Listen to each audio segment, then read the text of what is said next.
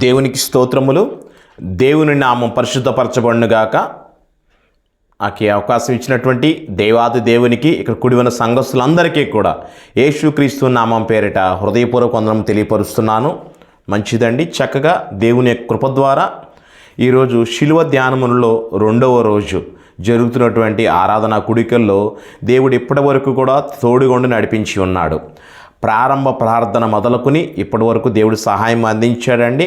ప్రతి కార్యక్రమంలోనూ ప్రారంభం నుంచి పరిశుద్ధాత్మ శక్తి ద్వారా మనం అందరం కూడా నడిపించాము.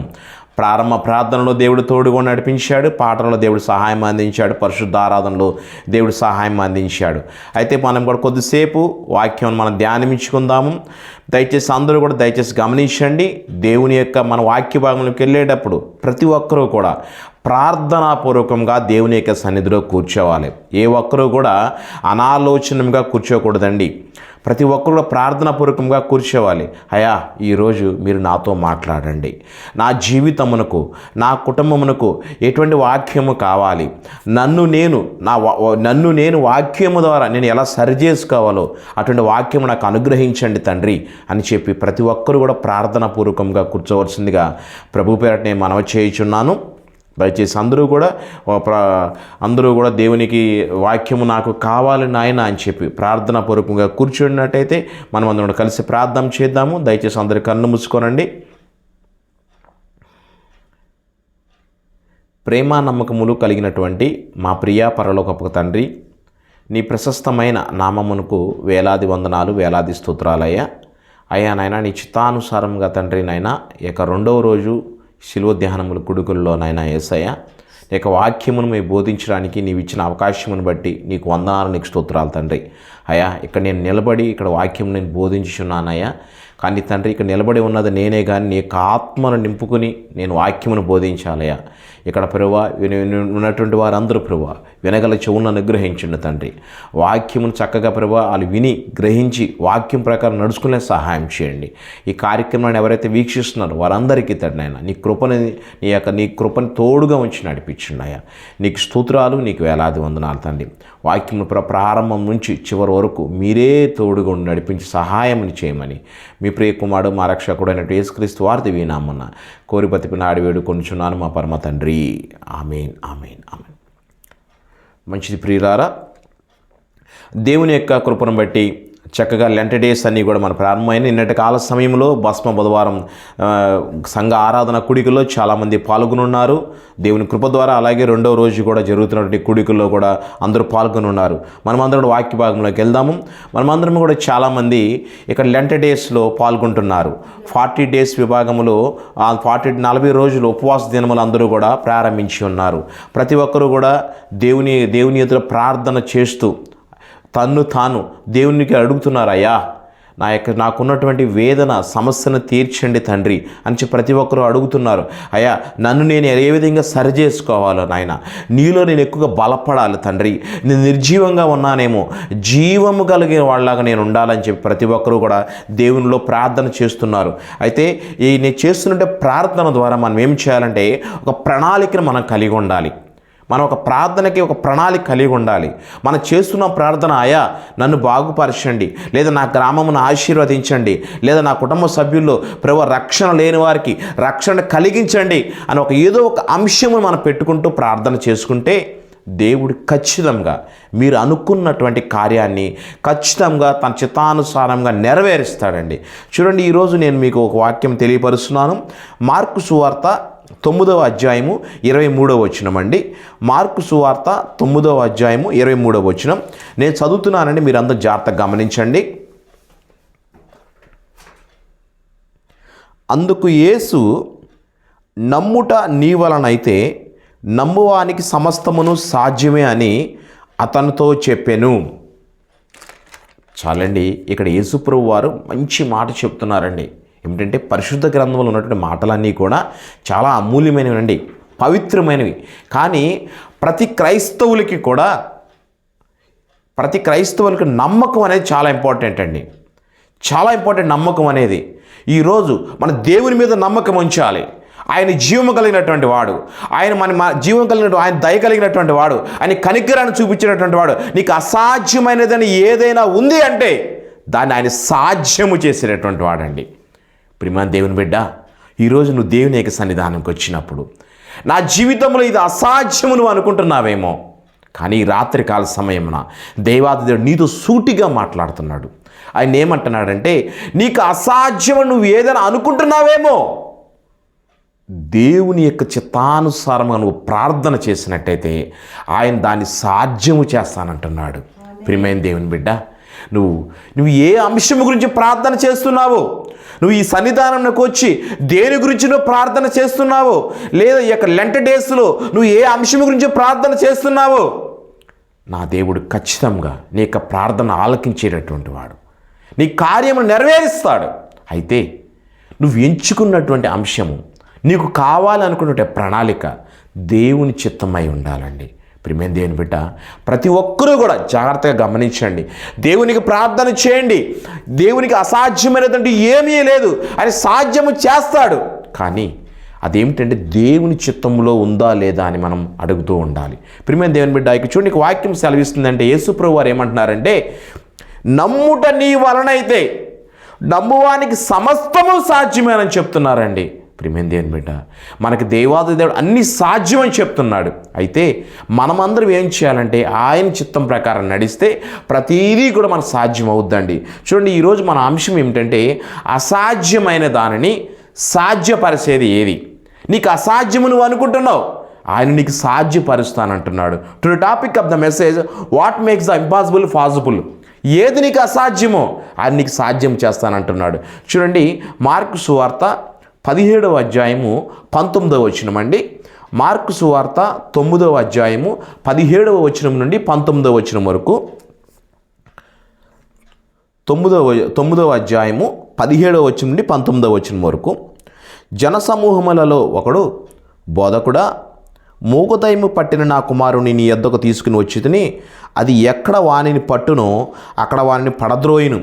అప్పుడు వాడు నురుగు కార్చుకుని పండ్లు కొరుక్కుని మూర్ఛిల్లును. దాన్ని వెళ్ళగొట్టుడని నీ శిష్యులను అడిగితేనే కానీ అది వారి చేత కాలేదని ఆయనతో చెప్పాను. అందుకు ఆయన, విశ్వాసము లేని తరమవారలారా, నేను ఎంతకాలం నీతో నుందును, ఎంతవరకు మిమ్మల్ని సహింతును, వారిని నా యొద్దకు తీసుకుని రండని వారితో చెప్పగా. ప్రియమైన దేవుని బిడ్డ, నేను ఇక దీనిలో ఉన్నటువంటి అంశమనండి క్లుప్తంగా నేను మీకు తెలియపరుస్తున్నానండి. యేసుప్రభు వారి దగ్గరికి అక్కడ ఉన్నటువంటి గ్రామస్తులు ఒక అతను వచ్చి తన కుమారుడు దయ్యము పట్టి ఉన్నాడు, అతని మన యేసుప్రభు వారి దగ్గర శిష్యుల దగ్గరికి తీసుకుని వచ్చినప్పుడు, శిష్యులు ప్రార్థన చేసినప్పుడు అతనికి ఆ యొక్క దయ్యము నుంచి విమోచన కలగట్లేదు. ప్రియమైన దేవుని బిడ్డ, శిష్యులు యేసుప్రభు వారితో ఉంటున్నారు, యేసుప్రభు వారితో అంటుకొని ఉంటున్నారు, ప్రభువారితో పాటు పరిచర్యలో పాల్గొంటున్నారు, ప్రభువారు చేస్తున్న అద్భుతమైన కార్యాలు చూస్తున్నారు, కానీ విశ్వాసముతో ఉండట్లేదండి. ప్రియమైన దేవుని బిడ్డ, యేసుప్రభు వారి దగ్గరికి తీసుకొచ్చిన తర్వాత ఆ కుమారుని తీసుకొచ్చినప్పుడు ప్రభువారు ప్రార్థన చేసినప్పుడు వెంటనే కూడా ఆ దయ్యం అనేది బయటికి పోవటం అనేది జరిగింది. దీనిలో మనం గమనించవలసిన విషయం ఏంటంటే, నేను యేసుప్రభు వారిని నమ్ముకొని ఉన్నాను, ఆయన నా దేవుడు, ఆయన నామమును మన ప్రార్థన చేసినప్పుడు ఖచ్చితంగా సంపూర్ణ స్వస్థత కలుగుతుందని చెప్పి విశ్వాసం ఉండాలి. నువ్వు నమ్మాలి. ఎప్పుడైతే నమ్ముతావో, నువ్వు నమ్ముట నీ వలనైతే సమస్తమును సాధ్యమని చెప్పి దేవుని ఒక వాక్యం మనకు సెలవిస్తుందండి.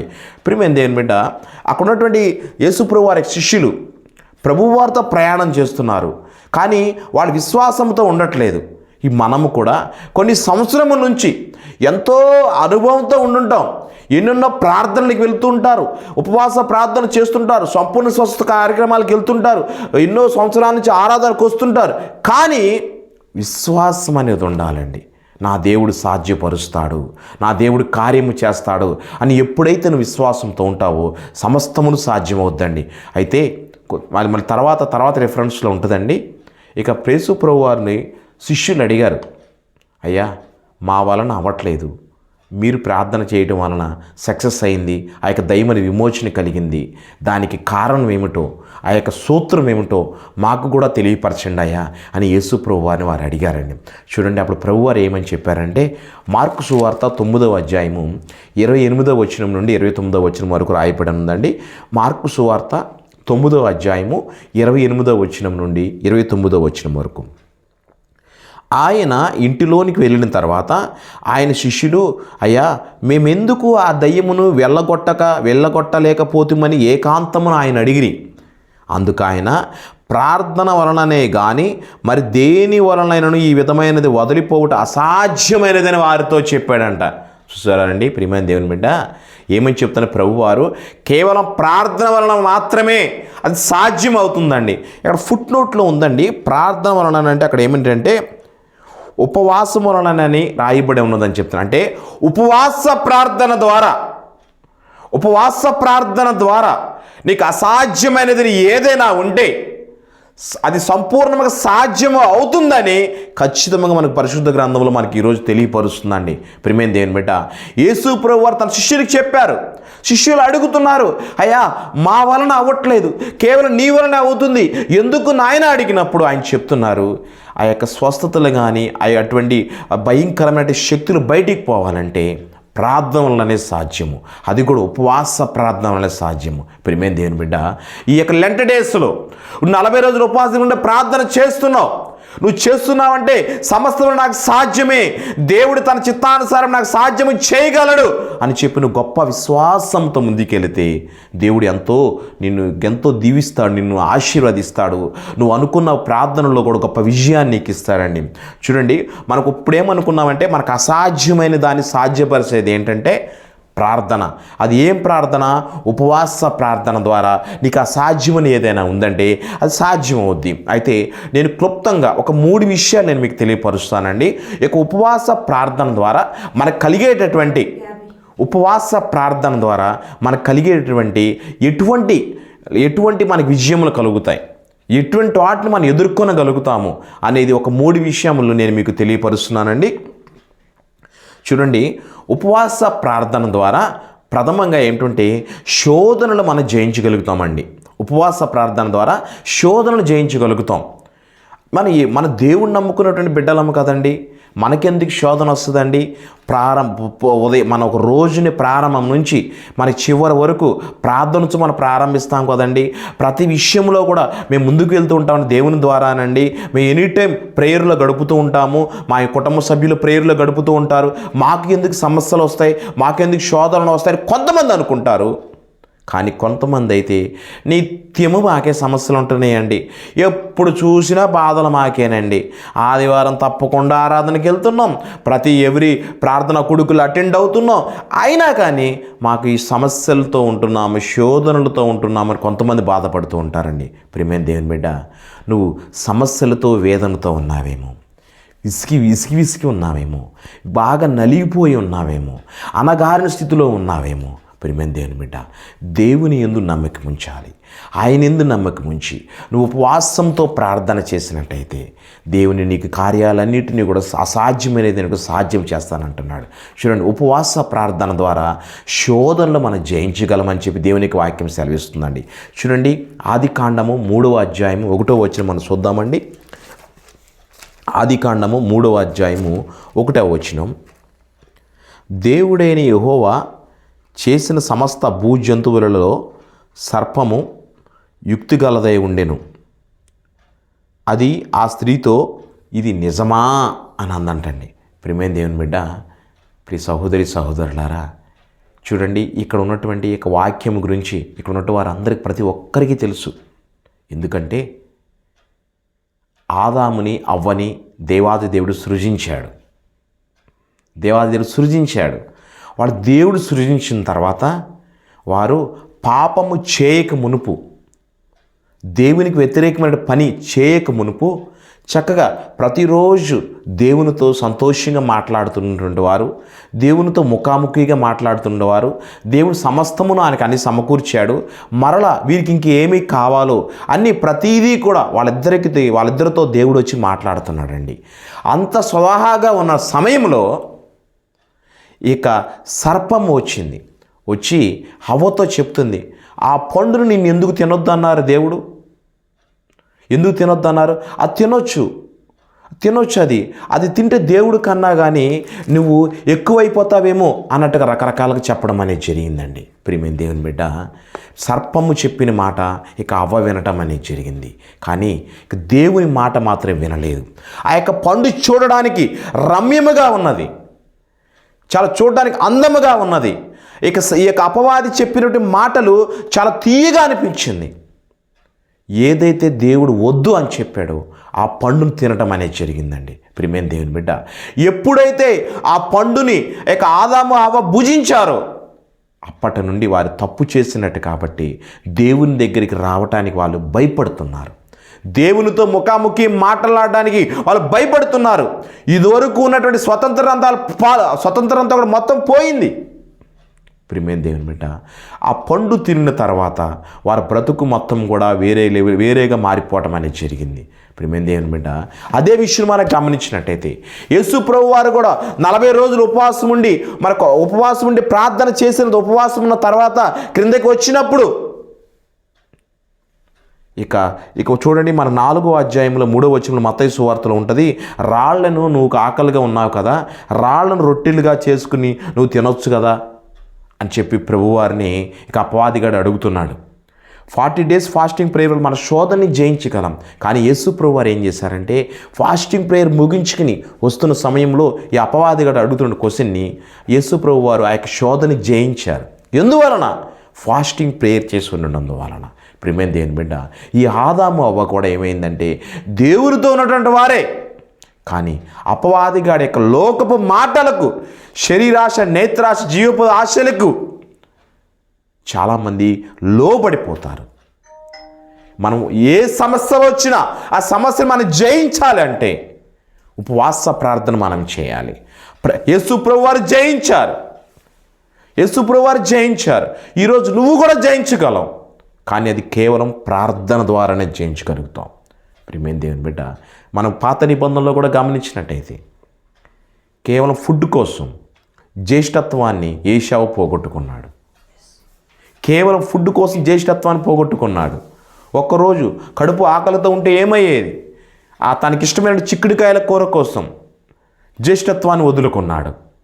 ప్రియమైన దేవుని బిడ్డ, నీకు ఏది కావాలన్నా నువ్వు దేవుణ్ణి అడగాలి. ఉపవాస ప్రార్థన ద్వారా దేవుడు గొప్ప జయాన్ని ఇస్తాడు.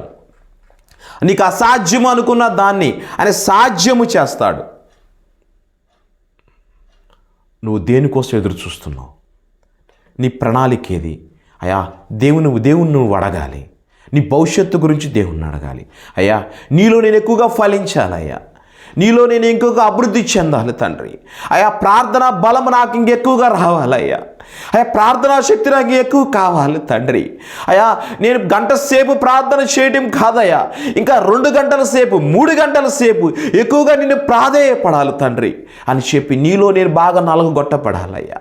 అయ్యా, నాకు వచ్చిన శ్రమను, సమస్యను నేను జయించాలయ్యా అని చెప్పి, అయ్యా, నేను పాటలు పాడడానికి ప్రభా, నీ ఎదుట పాటలు పాడడానికి నా స్వరము ప్రభా మధురముగా రావట్లేదు తండ్రి అని చెప్పి దేవుణ్ణి మనం అడిగినట్టయితే, ప్రార్థనలో ఉపవాస ప్రార్థన ద్వారా దేవుణ్ణి అడిగినట్టయితే దేవుడు నీకున్నటువంటి ఇబ్బందిని తొలగించి దేవుడు గొప్ప విజయాన్ని ఇస్తాడండి. చూడండి, ఉపవాస ప్రార్థన ద్వారా అక్కడ ఆదాము జయించలేకపోయిండు. ఆ యొక్క పండు ఆదాము అవ్వ తిన్నందువల్ల శాపగ్రస్తులు అయిపోవటం అనేది జరిగింది. చూడండి, ఇక్కడ మనం చూసినట్టయితే యేసు ప్రభువారు కూడా అదే శోధన, అదే సమస్య ఎదురైనప్పుడు ప్రభువారు అన్నారు, ఆకలి రొట్టె వలన మాత్రమే కాదు కానీ దేవుని యొక్క మాట వలన కూడా మనకి ఆకలి తీరుద్దని చెప్పి వాక్యం మనకు సెలవిస్తుంది. ప్రియమైన దేవుని బిడ్డ, మనం జయించాలంటే ప్రార్థన ద్వారా జయించగలుగుతాము. ప్రార్థన ద్వారానే జయించగలుగుతాము. నీకు ఏ సమయంలో ఏది అవసరమో దేవుడు ఖచ్చితంగా మనకు దయచేస్తాడు. ఒకవేళ ఖచ్చితంగా నువ్వు ఆకలితో ఉన్నావేమో, నువ్వు ఆకలితో ఉన్నప్పుడు దేవుడు నీకు దయచేస్తాడు. ఆయన మీద మనం ఆధారపడి ఉన్నాము కాబట్టి ఆయన మనకు దయచేస్తాడు. కానీ తిండి కోసం జ్యేష్ఠత్వాన్ని అమ్ముకున్నటువంటి మన ఏషియాలాగా ఎప్పుడు ఉండకూడదండి. చూడండి, ఒక చిన్న విషయాన్ని మీకు తెలియపరుస్తానండి. ఒక క్రైస్తవ సోదరులు 2 ఉన్నారండి. వాళ్ళు మంచి ఎడారి ప్రాంతం వైపు ప్రయాణం చేస్తున్నారండి. ఎడారి ప్రాంతం వైపు ప్రయాణం చేస్తున్న సమయంలో వాళ్ళు మిట్ట మధ్యాహ్న సమయంలో 2 సోదరులకు బాగా ఆకలిగా ఉందండి. బాగా ఆకలిగా ఉంది. వారికి బాగా ఆకలిగా ఉన్నప్పుడు చూడండి, ఎడారి ప్రాంతంలో ఏముంటాయండి? ఏమీ దొరకవు కదా. కానీ చుట్టూ చూసినా ఏమీ దొరకట్లా. కానీ ఒక దూర ప్రాంతంలో ఒక మసీదు కనపడిందంట వాళ్ళకి. అక్కడ మసీదు కనపడినప్పుడు వాళ్ళ క్రైస్తవ సోదరులు అనుకున్నారంట, అక్కడ మసీద్ అని ఉంది కాబట్టి అక్కడికి వెళ్ళినట్టయితే కొంచెం మనకు నీరును భోజనము దొరుకుతుంది కాబట్టి మనం అక్కడికి వెళ్దాము అనుకున్నారంట. అయితే అనుకున్నప్పుడు ఈ క్రైస్తవ సోదరుడు ఇద్దరు ఏమనుకున్నారంటే, ఒక అతను జాను, ఒక అతను థామస్ అని ఇద్దరు ఉన్నారండి. అయితే వీళ్ళిద్దరు అనుకున్నారంటే, రే మనం క్రైస్తవులం కదా, ముస్లింలు మనకి అక్కడ మసీదు దగ్గర మనకి భోజనం పెడతారో పెట్టరో అనుకున్నారంట. అనుకున్నాక ఒక అతను ఇక థామస్ అనే అతను ఏం చెప్పారంటే, ఒరే నా పేరు నేను మార్చుకుంటానరా, అహ్మద్ అని పెట్టుకుంటానరా, అహ్మద్ అని పెడితే వాళ్ళు వెంటనే నన్ను ఆహ్వానించి లోపలికి నాకు భోజనం పెడతారు అనుకున్నారంటండి. ఎవరు? ఇక థామస్ అనే వ్యక్తి అహ్మద్గా పేరు మార్చుకున్నాడు. దేనికోసం? కేవలం తిండి కోసం. కానీ ఈ జాన్ అనే వ్యక్తి ఏం చేశారంటే, నేను ఇక్కడికి వచ్చాను, ఈరోజు నాకు ఆహారం కావాలి అంటే దేవుని ద్వారా దేవుడే నాకు దయచేస్తాడు.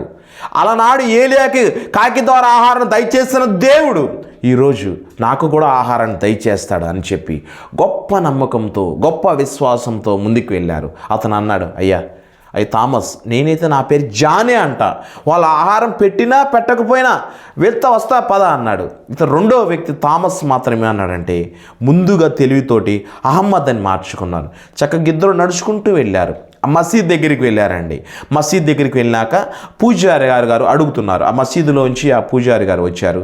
వచ్చిన తర్వాత ఏంటయ్యా బాబు అని అంటే, అయ్యా మేము పలానా దూర ప్రాంతం నుంచి వచ్చాము, ఈ దగ్గర ప్రాంతంలో ఏమీ హోటల్స్ ఏమీ లేవు, ఇక్కడ మీ యొక్క మసీదు కనపడింది కాబట్టి ఇక్కడ భోజనం చేయటం కోసం మేము వచ్చామయ్యా అన్నప్పుడు అక్కడ ఆ యొక్క మసీదు పూజారి గారు లోనటువంటి వారి యొక్క అసిస్టెంట్ని పిలిచిన తర్వాత వీళ్ళిద్దరిని అడిగారు, అయ్యా నాన్న ఏం పేర్లు మీ పేర్లు అని అన్నప్పుడు ఈ క్రైస్తవ బిడ్డ ఏమని చెప్పాడంటే, అయ్యా నా పేరు జాన్ అని చెప్పాడు. ఈ రెండవ బిడ్డ థామస్ అనే అతను ఏమని అహ్మద్ అన్నట్టుగా పేరు మార్చుకున్నాడు కదా, ఇది చెప్తున్నాడు, అయ్యా మేరా నామ్ అహ్మద్ అని చెప్తున్నాడండి. చూడండి, ఇతను అహ్మద్ అని చెప్పాడు, ఇక్కడ జాన్ అని చెప్పాడు. ఇక ఈ జాన్ మాత్రం పేరునేమీ మార్చలేదు. అప్పుడు ఇక తన అసిస్టెంట్ని పూజారి గారు పిలిచినప్పుడు, ఇక మసీదు పూజారి గారు వచ్చినప్పుడు తన అసిస్టెంట్కి ఆ పూజారి గారు ఏమని చెప్పారంటే, ఇక జాన్ గారిని తీసుకెళ్ళి ఇతనికి ఆహారం వడ్డించండి అని చెప్పారంట. ఇదేంటి అహ్మద్ అనుకుంటున్నాడు, ఇదేంటి జానుని తీసుకెళ్ళి భోజనం వడ్డించమని చెప్పాడు, మరి నా విషయం ఏంటి, నా గురించి ఏమీ చెప్పట్లేదు, నేను ఆయన కులస్తుల పేరు నేను చెప్పున్నాను కదా అని అనుకుంటున్నాడు.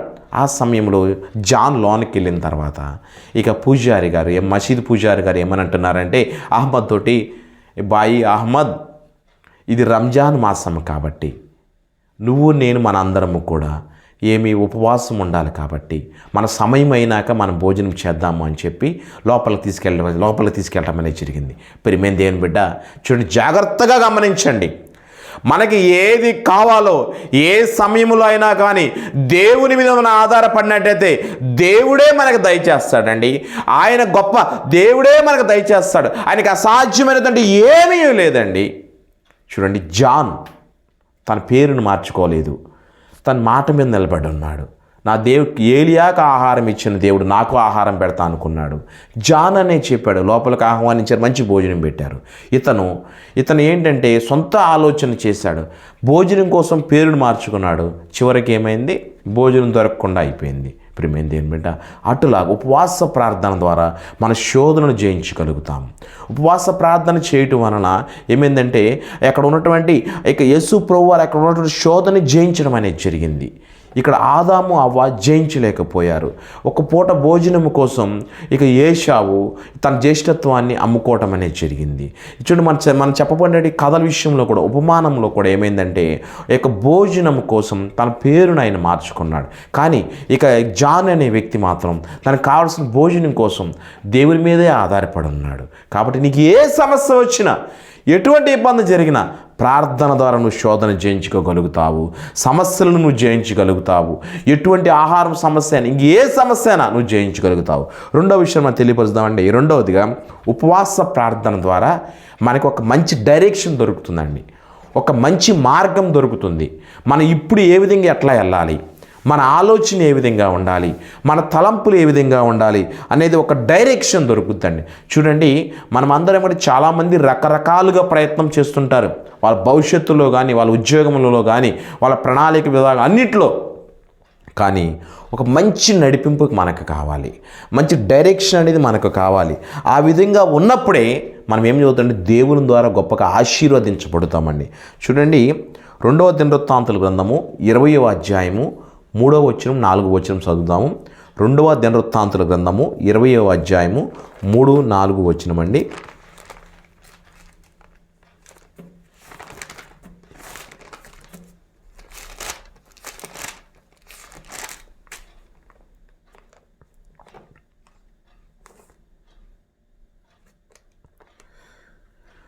అందుకు యెహోషాపాతు భయపడి యెహోవా యొద్ద విచారించుటకు మనస్సు నిలుపుకొని యూదా అంతటా ఉపవాస దినం ఆచరించవలని చాటింపక యూదా వారు యెహోవా వాళ్ళని సహాయమని వేడుకొనుటకై కూడుకొనిరి. యెహోవా యొద్ద విచారించుటకు యూదా పట్టణంలంటిలో నుండి జనులు వచ్చిరి. మరలా అండి మన 20వ అధ్యాయము 12వ వచనం కూడా చదువుదాము. మనం 2వ దినవృత్తాంతాల గ్రంథంలోనే 20వ అధ్యాయము 12వ వచనం చదువుదాం. మా మీదికి వచ్చు ఈ గొప్ప సైన్యముతో యుద్ధము చేయుటకును మాకు శక్తి చాలదు, ఏమి చేయుటకును మాకు తోచదు, నీవే మాకు దిక్కు అని ప్రార్థన చేసెను. చూసారండి ప్రియమైన దేవుని బిడ్డ, ఇక వాక్యం మనం గమనించినట్టయితే యెహోషాపాతు రాజు దేవునికి ప్రార్థన చేస్తున్నాడు. ఆ యొక్క రాజ్యం మీద 3 దేశాల ప్రజలు, చూడండి 3 దేశాల ప్రజలు సైన్యం అంతా కూడా వీళ్ళందరినీ దండెత్తి వస్తున్నప్పుడు ఇక యెహోషాపాతు రాజుగారు తన సైన్యం అంతా కూడా ఉపవాస దినం ఆచరించి దేవునికి ప్రార్థన చేస్తున్నారు. ఏమని ప్రార్థన చేస్తున్నారంటే, అయ్యా ఆ 3 దేశాల ప్రజలను, ఆ సైన్యమును ఎదుర్కొనడానికి మాకు శక్తి చాలదు కాబట్టి తండ్రి, మాకు నీవే దిక్కు, మాకు ఇంక ఆధారం అంటూ ఏమీ లేదు, నీ మీదే మేము ఆధారపడి ఉన్నాం. ఇక అసాధ్యము కానిటువంటి విషయం నుంచి మాకు సాధ్యము చేసేటటువంటి వారు మీరే తండ్రి అని దేవునికి ప్రార్థన చేస్తున్నారండి. ప్రియమైన దేవుని బిడ్డ, చూడండి, మన దేవుడు మన మాటను ఆలకించేటటువంటి వాడండి. ఆయన మన మాటను ఆలకించిన తర్వాత సమాధానం ఇచ్చేటటువంటి వాడు అని చెప్తున్నాడు. నమ్ముట నీ వలనైతే నీకు సమస్తమును సాధ్యమే అని చెప్తున్నారండి. కానీ యెహోషాపాతు రాజు అలాగే సైన్యమంతా కలిపి దేవునికి ప్రార్థన చేశారు. అయ్యా మా శత్రువుల నుండి, మా శత్రు సైన్యాల నుండి మాకు జయము కలగాలంటే నీ ద్వారా మాత్రమే సాధ్యమవుతుంది అని అడిగినప్పుడు చూడండి, మన దేవుడు మన మాటలు, ఆ రాజుగారి యొక్క మాటలని, ఆ బిడ్డ మాటలు దేవుడు ఆలకించి వెంటనే చూడండి 2వ దినవృత్తాంతాల గ్రంథంలోనే 20వ అధ్యాయంలోనే 16వ వచనం నుండి 17వ వచనం నేను చదువుతున్నానండి. చూడండి, దేవుడు చేసిన గొప్ప అద్భుతమైన కార్యం. రేపు వారి మీదకి పోవుడి, వారు బిజీజు అను ఎక్కుడు మార్గమని వచ్చెదురు. మీరు ఎరువేలు అరణ్య మందిరం ఉందన్న వాగు కోన దగ్గర వారిని కనుగొందురు. ఈ యుద్ధంలో మీరు అసలు పోట్లాడవలసిన నిమిత్తము లేదు. యూదా వారలారా, యెరూషలేము వారలారా, మీరు యుద్ధ పంక్తులు తీర్చి నిలువబడుడి. మీతో కూడా ఉన్న యెహోవా దయచే రక్షణ మీరు చూచెదరు. భయపడకుడి, జడియకుడి. రేపు వారి మీదకి పోవుడి, యెహోవా మీతో కూడా ఉండును అని చెప్తారండి. ప్రియమైన దేవుని బిడ్డ, చూడండి ఎంత గొప్ప ధైర్యపు మాటలు దేవాలయం తెలియపరుస్తున్నాడండి. 3 దేశాల ప్రజలు వస్తున్నప్పుడు, సైన్యమంతా దండెత్తి వస్తున్నప్పుడు ప్రభువారు చెప్తున్నారు, గొప్ప వాగ్దానం ఇస్తున్నారు.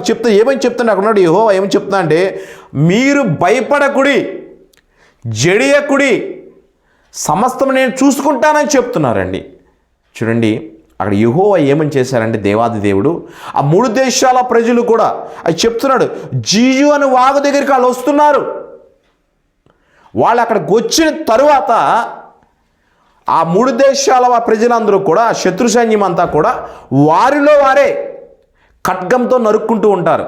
వారిలో వారే కొట్టుకుని చనిపోవటం అనేది జరుగుతుంది. చూడండి ఎంత అద్భుతమైన కార్యం అండి. వీళ్ళ దేశం మీదకి, యెహోషాపాతు మీదకి వాళ్ళు దండెత్తి వస్తున్నారయ్యా, నాకు శక్తి లేదు, నాకు మార్గము తెలియట్లేదు, నేను ఏ విధంగా వాళ్ళు జయించాలో నాకు ఆలోచన రావట్లేదు అని దేవునికి ప్రార్థన చేశాడు. కానీ దేవాది దేవుడు ఏమని చెప్తున్నా అంటే, నేనున్నాను, నేను చూసుకుంటాను, నువ్వు జడియకుండా ఉండు అని అన్నాడు. ప్రభువారు చెప్పి ఏమని చెప్పాడంటే, దేవాది దేవుడు ఒక వాగు దగ్గరికి వచ్చిన తర్వాత ఆ 3 దేశాల వాళ్ళు ఒకళ్ళకొకళ్ళు శుభ్రంగా చంపేసుకున్నారు, మొత్తం చచ్చిపోయారు. చచ్చిపోయిన తర్వాత అప్పుడు దేవాది దేవుడు ఏమని చెప్తున్నాడంటే, ఆ తర్వాత వచనంలో ఆ రెఫరెన్స్లో ఉంటుందండి, మీరందరూ అక్కడికి వెళ్ళి వారి ఒంటి మీద ఉన్నటువంటి ఆభరణములు, బంగారములు అంతా తెచ్చుకోమని చెప్తున్నాడు. దాని ద్వారా మీరు బ్రతకండి అని చెప్తున్నారండి. ప్రియమైన దేవుని బిడ్డ, ఉపవాస ప్రార్థన ద్వారా మన శోధనను జయించగలుగుతాం. ఉపవాస ప్రార్థన ద్వారా మంచి డైరెక్షన్, మంచి నడిపింపు, మంచి మార్గం అనేది మనకు దొరుకుతుందండి. ఇలాంటి డేస్లో మీరు ఏ ఆలోచన మీద ప్రార్థన చేస్తున్నావు, ఏ తలంపు మీద నువ్వు ప్రార్థన చేస్తున్నావు, నీ భవిష్యత్తు ప్రణాళిక మీద నువ్వు చేస్తున్నావా, నీ కుటుంబ సమస్యల నుండి ప్రార్థన చేస్తున్నావా, ఆత్మీయ నడిపింపులో నేను ఇంకొక ఎదగలేకపోతున్నాను అయ్యా నువ్వు ప్రార్థన చేస్తున్నావా, అయ్యా నీతో నేను ఎక్కువ గడపాలని నువ్వు ప్రార్థన చేస్తున్నావా? ప్రియమైన దేవుని బిడ్డ, ఈ రాత్రి నీతో సూటిగా నా దేవుడు మాట్లాడుతున్నాడు. ఉపవాస ప్రార్థన ద్వారా శోధనని మనం జయించగలుగుతాం. ఉపవాస ప్రార్థన ద్వారా నీకు మంచి డైరెక్షన్, ఒక మంచి నడిపింపు, మంచి మార్గం దొరుకుతుంది. చూడండి, యెహోషాపాతు రాజు మీదకి 3 దేశాల ప్రజలు దండెత్తినా కానీ దేవాది దేవుడు వారిలో వారే కొట్టుకుని చచ్చిపోతారు, నేను చెప్పిన ప్రదేశాన్ని నువ్వు వెళ్ళు అని సెలవిచ్చాడు. ప్రభువారు సెలవిచ్చినప్పుడు, దేవాది దేవుడు సెలవిచ్చినప్పుడు, ఇక యెహోషాపాతు రాజు వాళ్ళ సైన్యమంతా వెళ్ళినప్పుడు వారిలో వారే దేవాది దేవుడు చెప్పిన ప్లేస్ దగ్గరికి వెళ్ళినప్పుడు కొట్టుకుని చనిపోయి వాళ్ళ ఒంటి మీద ఉన్న ఆభరణములు, బంగారములన్నీ తెచ్చుకుని వాటి ద్వారా వీళ్ళు బతకడానికి దేవుడు సహాయం చేశాడు. నీకు ద్వారమును ఆయన చూపిస్తాడు, నీకు మార్గమును ఆయన చూపిస్తాడు, నీకు నడిపింపు ఆయన చూపిస్తాడు, నీకు డైరెక్షన్ ఆయన చూపిస్తాడు, నువ్వు ఎలా ఏది చేయాలో సమస్తము ఆయన నీకు చూపిస్తాడు. కానీ నువ్వు చేయవలసిందాలు ఏమిటంటే ఆయన యందు విశ్వాసం ఉంచాలి. ట్రస్ట్ ఇన్ గాడ్, నువ్వు దేవుని యందు నమ్మకం ఉంచాలి. ఆయన చెప్తున్నాడు, నమ్ముట నీ వలనైతే నీకు సమస్తమును సాధ్యం అని చెప్తున్నాడు. ఇక లాంటి డేస్లో నువ్వు ఏమని తీర్మానం చేసుకుంటున్నావు? అయ్యా, నీ ఎదుట నేను ప్రభా ఉపవాసం ఉండి ప్రార్థన చేస్తున్నాను. అయ్యా ప్రభా, నీలో నేను ఆత్మీయంగా బాగా ఉండాలి తండ్రి, ఇంకా ఆత్మీయంగా బాగా నలుగుగొట్టాలి. అయ్యా, నీకు వ్యతిరేక పనులు నేను ఏమీ చేయకూడదు. అయ్యా నీకు వ్యతిరేకమైన పనులు నేనేమీ చేయకూడదు తండ్రి. అయ్యా, మేము చేసిన తప్పులకు నిమిత్తం, మేము చేసిన దోషముల నిమిత్తం మీరు శిలువలో ప్రాణాలు అర్పించారయ్యా. అయ్యా, నీకు అనుగుణంగా నేను నడుస్తాను అని చెప్పి మీరు అందరూ కూడా ప్రార్థన చేసుకున్నటువంటి అయితే దయచేసి అందరూ కూడా కళ్ళు మూసుకోనండి, కళ్ళు మూసుకోండి. చెప్పబడిన వాక్యం గురించి మనం తీర్మానం తీసుకుందాం. ఆయన చెప్తున్నాడు, అక్కడ ఉన్నటువంటి యేసు ప్రభువారు తన శిష్యులు ఆ యొక్క జబ్బుతో ఉన్నటువంటి వ్యక్తిని, ఆ దయ్యం పట్టినటువంటి వ్యక్తిని, ఆ యొక్క విమోచన అనేది అక్కడ ఉన్నటువంటి వారి శిష్యుల ద్వారా కలగలేదు. యేసు ప్రభువారు ప్రార్థన చేసినప్పుడు ఆ యొక్క దయ్యమును పూర్తిగా బయటికి వెళ్ళిపోవడం అనేది జరిగింది. అలానాడు ఆ శిష్యులు అడిగారు, అయ్యా మా వలన సాధ్యము కావట్లేదు తండ్రి, మా వలన సాధ్యం అవ్వట్లేదు, దేని వలన అని అడిగినప్పుడు ప్రభువారు చెప్పారు, కేవలం ఉపవాస ప్రార్థన వల్ల సాధ్యమవుతుందని చెప్పారు. అయ్యా, ఉపవాస ప్రార్థన ద్వారా శోధనను జయించగలమని, ఉపవాస ప్రార్థన ద్వారా మంచి డైరెక్షన్, మంచి నడిపింపు, మంచి మార్గము దొరుకుతుందని మీకు తెలియపరిచారు తండ్రి. అయ్యా, మేము ఇప్పటి వరకు తండ్రి నాయన మా సొంత మార్గంలో వెళ్తున్నామేమో తండ్రి, నీ నడిపింపులు మేము వెళ్ళట్లేదేమో తండ్రి, మాకు మేముగా సమస్యలు మేము జయించగలము అన్న నమ్మకంతో మేము ఉంటున్నామేమో ప్రభువా, దయచేసి మనం క్షమించండి తండ్రి. ఈ రోజు నుంచి తండ్రి మేము తీర్మానం చేసుకుంటున్నాం అయ్యా నీ కృప ద్వారా మేము వెళ్తాం తండ్రి, నీవు ఇచ్చినటువంటి కృప ద్వారా మేము వెళ్తాం అయ్యా, మేము ప్రార్థనలో అడుగుతాం తండ్రి. అయ్యా, నీ ద్వారా మీరు సమస్యలు జయించగలుగుతామని మేము ఉంటున్నాం తండ్రి. అయ్యా, నీ ద్వారా మేము నడిపించే మార్గం ద్వారా మేము వెళ్ళాలని అనుకుంటున్నాం అయ్యా. నీకు స్తోత్రాలు, నీకు వేలాది వందనాలు. దేవునితో తీర్మానం చేసుకున్నటువంటి వారందరూ మీ కుడి హస్తాన్ని దేవుని వైపు చూపించండి. మీ కుడి హస్తాన్ని దేవుని వైపు చూపించండి. అయ్యా నాయన, మేము ఉపవాస ప్రార్థనలు మేము చేస్తాం తండ్రి. ప్రార్థనలో మేము ఉంటామయ్యా. మీ ప్రార్థన ద్వారా తండ్రి నాయన మేము శోధన జయించగలుగుతాం తండ్రి మేము తెలుసుకున్నామయ్యా. ప్రార్థన ద్వారా తండ్రి మాకు మంచి మార్గము దొరుకుతుంది మేము తెలుసుకున్నాము కాబట్టి తండ్రి అయ్యా, నీకు విధేయులుగా నీ యందు విశ్వాసం ఉంచి తండ్రి మేము ప్రార్థనలో ముందుకు సాగుతామని తీర్మానం చేసుకుంటున్నాము అనుకున్నటువంటి వారిని కుడి హస్తాన్ని దేవుని వైపు చూపించండి. దేవుని వైపు చూపించండి. మీ కుడి హస్తాన్ని దేవుని వైపు చూపించినటువంటి వారందరూ కూడా మీ హస్తం క్రిందకి చూపించండి. మీ యొక్క తీర్మానములన్నీ కూడా దేవునిలో స్థిరముగా నిలవాలని ప్రార్థన చేద్దాం. దయచేసి అందరూ కూడా కళ్ళు మూసుకోనండి. ప్రేమానమ్మకములు కలిగినటువంటి మా ప్రియా పరలోకపు తండ్రి, నీ ప్రశస్తమైన నామమునకు వేలాది వందనాలు, వేలాది స్తుతురాలయ్యా. అయా నీ చిత్తానుసారంగా తండ్రి నాయన ఇక శిలువ ధ్యానంలో 2వ రోజు తండ్రి ఇక ప్రార్థన కుడుకులో నాయన ప్రారంభం నుంచి ఇప్పటి వరకు మీరు మాకు తోడుగా నడిపించారు తండ్రి. వాక్యంలో నాయన ఉపవాస ప్రార్థన ద్వారా నాయన అసాధ్యము అనేటటువంటిది సాధ్యం అవుతుందని వాక్యం ద్వారా సెలవిచ్చారు తండ్రి. శోధనను జయించగలుగుతామని చెప్పి తండ్రి మంచి మార్గమును, మంచి నడిపింపును మాకు దొరుకుతుందని చెప్పి నీ వాక్యం ద్వారా మాకు సెలవిచ్చారు తండ్రి. అయ్యా మేము అనాలోచనగా ఉంటున్నామేమో తండ్రి. అలా కాకుండా తండ్రి నీ యందు విశ్వాసం ఉంచి తండ్రి నేను ఉపవాస ప్రార్థన చేసి తండ్రి నీ ద్వారా అనేకమైన మేలులు పొందుకునేలాగా మమ్మల్ని అందరిని దీవించి ఆశీర్వదించమని అడుగుచున్నాం తండ్రి. అయ్యా నీ ఎదుట ఎవరైతే తీర్మానం చేసుకున్నారో వారి తీర్మానంలో అన్నీ ప్రభు నీలో స్థిరమగులకు సహాయం చేయండి తండ్రి. అపవాదిగాడి ప్రభు అని ఏమాత్రం చెదరగొట్టకుండా సహాయం చేయండి తండ్రి. అయ్యా ఇక్కడ కూడుకున్న వారందరినీ ప్రతి ఒక్కరిని పేరున దీవించి ఆశీర్వదించండి తండ్రి నాయన. ఈ కార్యక్రమాన్ని ఎవరైతే వీక్షిస్తున్నారో వారందరికీ తండ్రి దీవించి ఆశీర్వించి మెండైన దీవెన ఆశీర్వాదం సమకూర్చండి తండ్రి. అయ్యా నీలో బహుగా ప్రభు ఆత్మీయతలు బాగా ఎదగాలి తండ్రి. అయ్యా ఆత్మీయతలు బహుగా ప్రార్థనలు బాగా ఎదగాలి తండ్రి నాయన. నీ గురించి బహుగా తెలుసుకుని తండ్రి నీలో స్థిరపరిచేలా సహాయం చేయండి. ఈ పరిచయను కూడా దీవించి ఆశీర్వదించండి తండ్రి. నీకు స్తోత్రాలు, నీకు వేలాది వందనాలు తండ్రి. ప్రతి ఒక్కరికి మెండైన దీవెన ఆశీర్వాదం, మంచి ఆరోగ్యం ఇవ్వడం నాయన.